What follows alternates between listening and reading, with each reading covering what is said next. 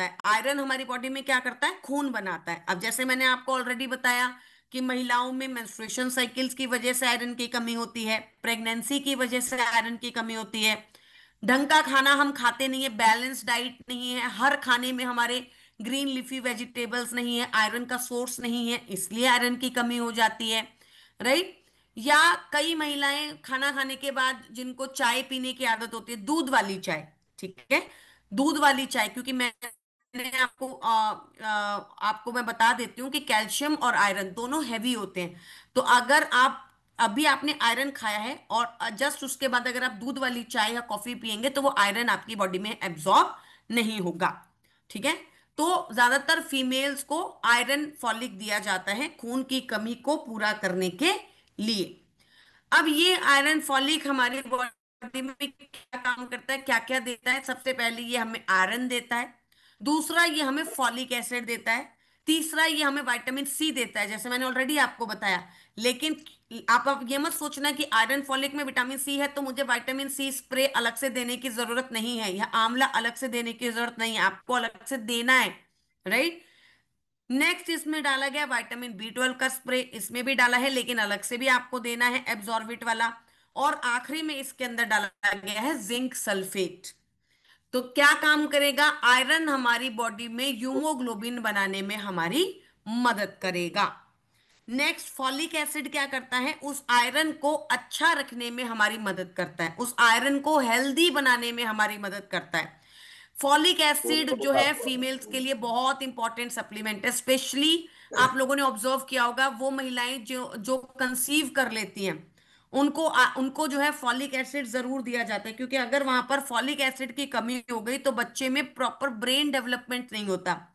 बहुत बार ऐसा होता है कि कोई महिला जिन्होंने कंसीव कर लिया और उन्हें 2-3 महीने तक पता ही नहीं चला कि उन्होंने कंसीव कर लिया, और बाय चांस उनकी बॉडी में फॉलिक एसिड की कमी थी, तो बहुत ज्यादा चांसेस होते हैं कि बच्चे में प्रॉपर ब्रेन डेवलपमेंट ना हो, राइट, एबनॉर्मेलिटीज आ जाती हैं। तो फॉलिक एसिड बहुत इंपॉर्टेंट है हमारी बॉडी के लिए। नेक्स्ट है विटामिन सी। विटामिन सी क्या करता है, जो आयरन हमने खाया है उस आयरन को अच्छे से एब्जॉर्ब करने में हमारी मदद करता है। नॉर्मली आप जब भी आयरन खाते हैं, जैसे अभी ठंड का मौसम आएगा तो आप लोग बीट रूट का जूस पियोगे, तो ज्यादातर आपने देखा होगा बीट रूट जिस भी चीज में डलता है, जैसे बीट रूट का अगर आप जूस पीते हैं तो ज्यादातर उस जूस में खाली बीट रूट नहीं होता, उसमें या तो मौसमी डाली जाती है, मौसमी गाजर और बीट रूट का जूस होता है, प्लस साथ में उसमें आंवला डाला जाता है। तो आप खाली बीट रूट अगर खा लेंगे ना तो आपको डाइजेस्ट ही नहीं होगा, आपको अजीब सा हो जाएगा पेट, आपको इनडाइजेशन हो जाएगा, अगले ही दिन आपको कॉन्स्टिपेशन हो जाएगा। लेकिन अगर आपने बीट रूट के साथ विटामिन सी खाया है, राइट, नींबू निचोड़ा है, या फिर आपने विटामिन सी का कोई स्प्रे लिया है या सप्लीमेंट लिया है, तो वो बीटरूट आपकी बॉडी में अच्छे से एब्जॉर्ब हो जाता है। तो आयरन आपकी बॉडी में तभी एब्जॉर्ब होगा जब आपकी बॉडी में क्या है, विटामिन सी है, ठीक है। Next vitamin B 12। Vitamin B 12 भी रेड ब्लड सेल्स की सिंथेसिस को बढ़ाता है।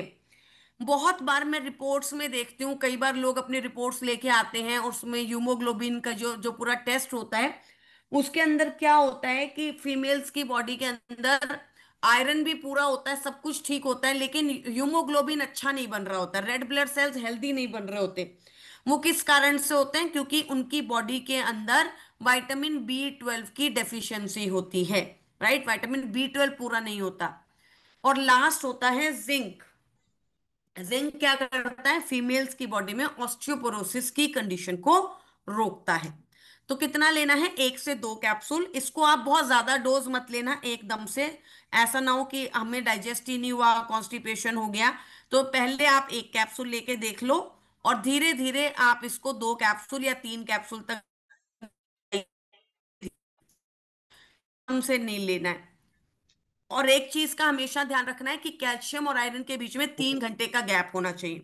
अगर आपने ब्रेकफास्ट में आयरन खाया है तो आप डिनर में कैल्शियम खाइए, कम से कम 3 से 4 घंटे का गैप रखिए, ठीक है।